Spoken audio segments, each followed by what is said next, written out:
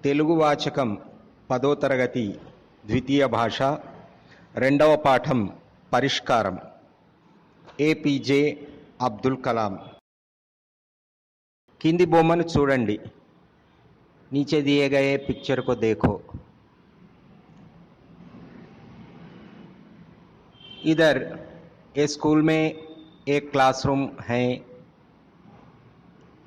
हमको देखे तो समझ में आ रहा है ये एक स्कूल है स्कूल में क्लासरूम है इधर उस्ताद हैं इधर स्टूडेंट्स बच्चे हैं ये मुस्लिम है ये सिख हैं ये पीछे लड़की को बिंदिया है ना ये हिंदू है ऐसा कई मजहब का लोग एक क्लासरूम में है बोल के हमको समझ में आते हैं और ये नीचे क्वेश्चंस है उसको देख के ये सवालों को जवाब देना है ప్రశ్నలు పై చిత్రంలో ఎవరెవరు ఉన్నారు ఉపాధ్యాయుడు ఏం చేస్తున్నాడు ఏ మతాల వారు కనిపిస్తున్నారు ఉపాధ్యాయుడు పిల్లలతో ఏం మాట్లాడుతుండవచ్చు పై చిత్రంలో ఎవరెవరు ఉన్నారు పై చిత్రంలో ఉపాధ్యాయుడు మరియు విద్యార్థులు ఉన్నారు ఉపాధ్యాయుడు ఏం చేస్తున్నాడు ఉస్తాద్ क्या कर रहा है ఉపాధ్యాయుడు పాఠం బోధిస్తున్నాడు ఏ మతాల వారు కనిపిస్తున్నారు कौन सा मज़हब का लोग वो पिक्चर में है मुस्लिम सिख हिंदू మతాల వారు పై చిత్రంలో కనిపిస్తున్నారు ఉపాధ్యాయుడు పిల్లలతో ఏం మాట్లాడుతుండవచ్చు ఉపాధ్యాయుడు పిల్లలతో మత సామరస్యం గురించి మాట్లాడుతూ ఉండవచ్చు అన్ని మతాలు సమానమే అని చెబుతూ ఉండవచ్చు అన్ని మతాల వారు కలిసి ఉండాలని చెబుతూ ఉండవచ్చు పాఠం ఉద్దేశం సబక్ కా మక్సద్ కులమత విభేదాలు లేకుండా అన్ని వర్గాల వారు కలిసి మెలిసి ఉంటే సమాజానికి మేలు జరుగుతుందని చెప్పడమే ఈ పాఠం ముఖ్య ఉద్దేశం कास्ट और रिलीजियन का फर्क नहीं रहना सब लोग मिलजुल के रहे तो हमारा सोसाइटी को अच्छा रहते दुनिया अच्छा रहते बोल के बोलना ये सबक का मकसद है पाठ्य भाग विवरालु सबक का तफसीलात ఈ పాఠం ఆత్మకథా ప్రక్రియకు చెందినది ఈ పాఠ్య భాగం డాక్టర్ అవుల్ ఫకీర్ జైనులాబ్దీన్ అబ్దుల్ కలాం అరుణ్ తివారీ గారితో కలిసి రాసిన నా జీవన గమనం కలల సాకారంలోనిది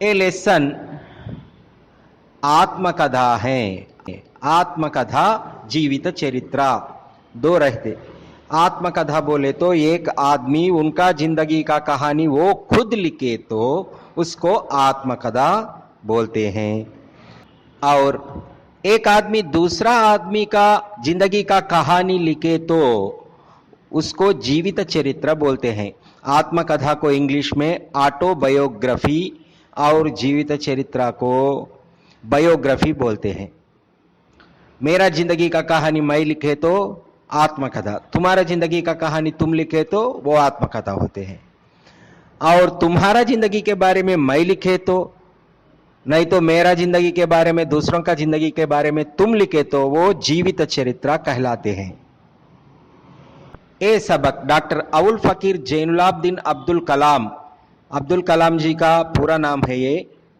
एपीजे अब्दुल कलाम बोलते हैं ना हम डॉक्टर अवुल फकीर जैनुलाब्दीन अब्दुल कलाम अरुण तिवारी से मिलके किताब लिखा किताब का नाम है ना जीवन गमनं कलल साकारम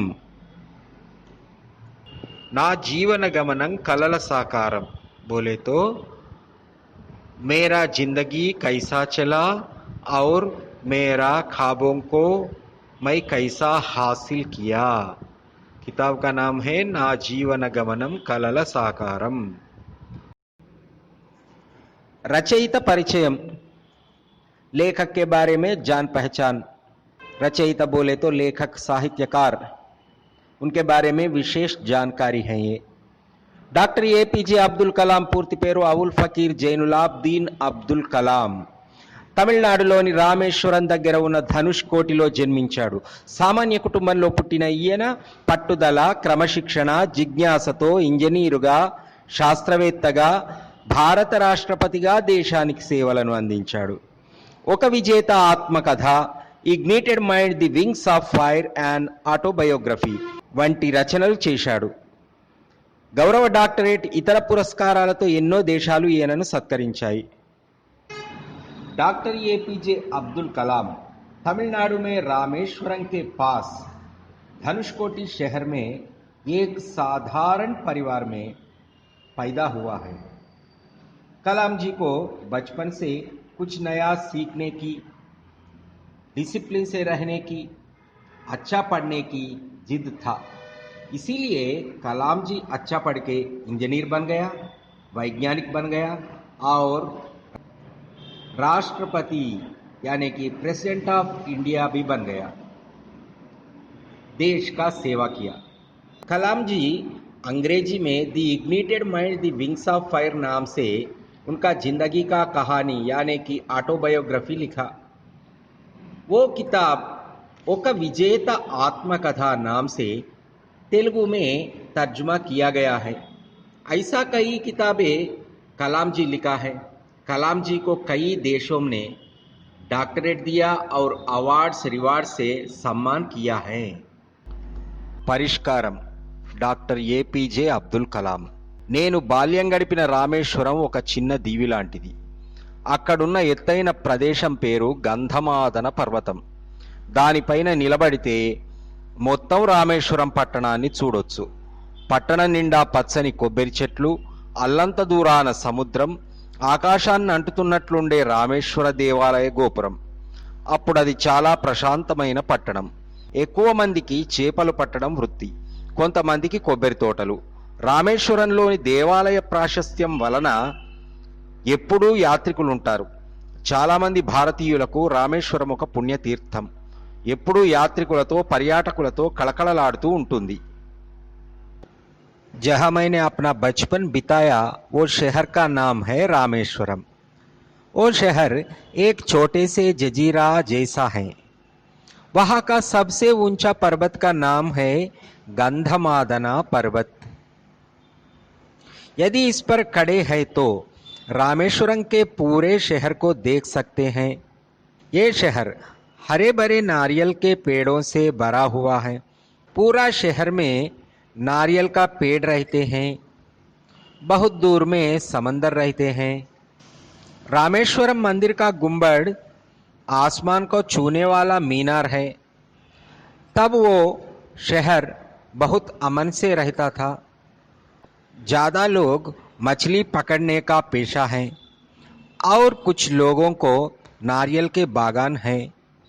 रामेश्वरम मंदिर हमेशा अपनी महानता के कारण तीर्थयात्रियों से यानी कि मुसाफिरों से दौरा किया जाता है.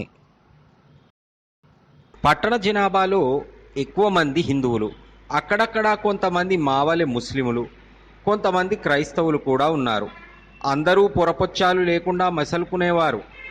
బయటి ప్రపంచంలో తలెత్తుతున్న పరిణామాలు ఇంకా ఇక్కడికి చేరలేదు. ఎక్కడెక్కడ జరిగే మత కలహాల గురించి పత్రికలలో వార్తలు వచ్చినా ఇక్కడ మాత్రం పూర్వస్థితి కొనసాగుతూనే ఉన్నది.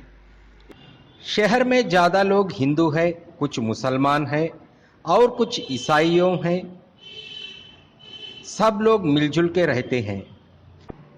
बाहर की दुनिया में मजहब के बारे में संघर्ष अखबार में बताया गया था, लेकिन हमारा शहर की माहौल पहले जैसा था. ఇక్కడ తరతరాలుగా సామరస్యపూర్వక వాతావరణం నెలకొని ఉన్నది. మా నాన్నగారు మా ముత్తాత గారిని గురించిన కథ ఒకటి ఎప్పుడూ చెబుతూ ఉంటారు. ఒక పర్వదినం నాడు రామనాథస్వామి విగ్రహాన్ని దేవాలయం బయటకు తెచ్చి దేవాలయ ప్రాంగణంలో ఊరేగిస్తారు. ఈ దేవాలయం చుట్టూ చాలా చెరువులున్నాయి. ఊరేగింపు చెరువుల పక్క నుంచి కూడా పోయేది. అట్లాంటి ఒక ఊరేగింపు సందర్భంలో విగ్రహం చెయ్యి జారి చెరువులో పడిపోయింది. జనం భయపడిపోయారు. తప్పకుండా ఏదో కీడు జరుగుతుందని భీతిల్లారు. అయితే మా ముత్తాత వెంటనే చెరువులో దూకి విగ్రహాన్ని పైకి తెచ్చాడట. దేవాలయ పూజారి తక్కిన అధికారుల కృతజ్ఞత చెప్పనలవి కాదు. విగ్రహాన్ని ముట్టుకున్న ఆయన ఒక ముస్లిం, ఆయనకు విగ్రహాన్ని ముట్టుకునే అర్హత లేదు. यहाँ का लोग सदियों से एक साथ हैं. हमारे पिता हमेशा हमें अपने दादा के बारे में एक कहानी सुनाते थे. एक त्योहार के दिन रामनाथ स्वामी की मूर्ति को मंदिर से बाहर लाया जाता है और मंदिर के आसपास में जुलूस आयोजित किया जाता है. मंदिर के आसपास कई तालाब हैं. ऐसे जुलूस के दौरान मूर्ति तालाब में गिर गई और लोग भयभीत हो गए. निश्चित रूप से कुछ बड़ा नुकसान होने की आशंका सबको हो गया. हमारे दादाजी तुरंत तालाब में कूद गए और मूर्ति को लेके आया. एक मुसलमान को वो मूर्ति को छूने का अधिकार नहीं है. అయితే ఎవరూ ఈ మాట అనలేదు. అంతేకాక ఆయన్నొక వీరునిలా చూశారు.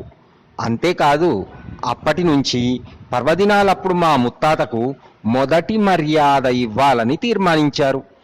వేరొక మతానికి చెందిన వ్యక్తిని ఇట్లా గౌరవించడం ఇదే ప్రథమం. ఈ సంప్రదాయం చాలా సంవత్సరాలు కొనసాగిందట.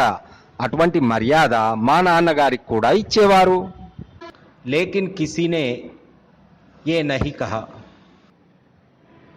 केवल इतना ही नहीं, बल्कि तब से यह त्योहार के अवसर पर हमारे दादाजी को पहला सम्मान देने का निर्णय लिया गया है.